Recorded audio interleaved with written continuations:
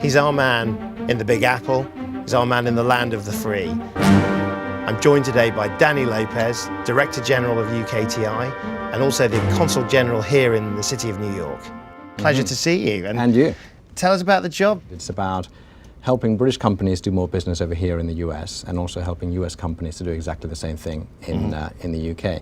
I mean, I've been here for the last few days, and you get a sense that the Americans like us. I mean, is this one of the great plum postings, sort of like getting the British message over to local US audiences? People want to do business with us across all sectors, but it's also cultural. I mean, right. You know, you see the amount of people. I think 30 million people woke up at 5 o'clock in the morning on the East Coast in 2011 to watch the royal wedding. Is that the vision, though, of the UK? Though, is it a kind of beautiful museum in the minds of the States? Clearly there is a bit of a fascination with, you know, the historical side and yeah, visiting historic royal palaces when you're on a trip to the UK. But then you've got the other side, US-based entrepreneurs who are going to Tech City, and actually New York-based entrepreneurs who tell me that they feel far more comfortable being in Tech City than they are going over to San Fran. And I mean, you look at New York and London and you think innovative, creative grittiness, if you like, that people really, really like.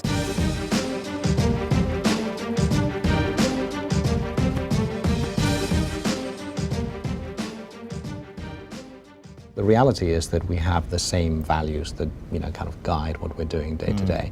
And that then takes us to the business side. 1 million people wake up in the UK every morning, they're employed by US companies. 1 million people wake up every morning in this country, they're employed by British companies. We have $1 trillion invested in each other's economies. So if you're a British company thinking about coming to the States, and you know, you want, obviously you would like them to pick up the phone to UKTI, presumably, what should they be thinking about? You know, the first thing I always say to people is that it's a huge country, and I find sometimes that British smaller companies think the US is waiting for me, the entire market is waiting for me, and I'm sure that doing business in the entire country is quite similar. The ocean, That's and actually, you know, as you know very well, East Coast versus West Coast, completely different. The key thing to remember is not to just jump over and, you know, tackle the market that instinctively felt right, but do a bit of homework first back in the UK.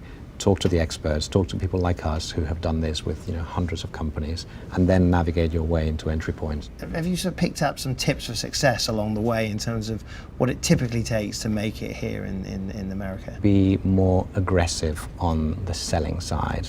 Right. And again, we've changed culturally as a country over the years, but when you come to this country, you realize that people are pretty aggressive when it comes to selling, you know, kind of in your face, and this is the product. Is that a good thing, do you think, or is that just the way it is? I think it's a product of just being a very competitive market. I think sometimes British companies struggle with that message of, I am the best in my field, you know, you absolutely have to choose me for reasons X, Y, and Z. And I suppose, you know, this city oozes the competitive spirit. I mean, just you know, the biggest skyscraper has just overtaken Freedom Tower, hasn't it? Today, this very day. Yeah. So I mean, this whole idea of sort of getting to the top of the world, or selling, being the biggest or the best, that drives a city like New York, I guess. Do you think that American dream is still something that motivates people, both in terms of coming over here and a sense of actually American companies going out and creating success stories around the world? I think it does. I mean, I'm sure it's different to the American dream of 10, 20, 30 years ago. But if there's one thing this country has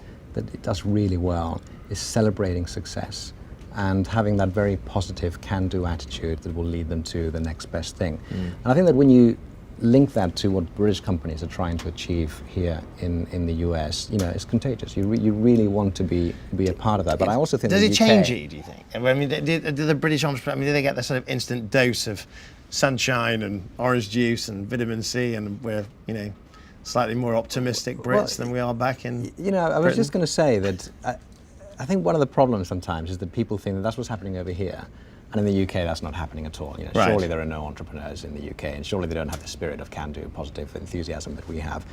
And that, I think, is one of the key reasons why we need to remind people what is actually happening in the UK. Right. Because when we tell the story to audiences here about Tech City, for example, you know, 20 companies 5 years ago, 2,000 plus right now, fastest growing tech hub in Europe. But you also tell the stories of Cambridge, Oxford, you know, Belfast, Glasgow, Edinburgh, Birmingham, etc. The whole spirit, I think, of entrepreneurship in the UK is changing so much. In terms of that bond, that relationship that we've been talking about between Yeah. Britain and the States. How do you see that evolving? We can't take it for granted. You know, they will continue looking south and they will continue looking to Asia more and more. And we have to be the ones that remind them that the UK in particular is a pole that they need to continue to be a part of. Danny, you're a man with a great campaign, a great job, and I guess most importantly, a great view. Thank you very much for this afternoon. you. It's been a pleasure talking to you. It's been great.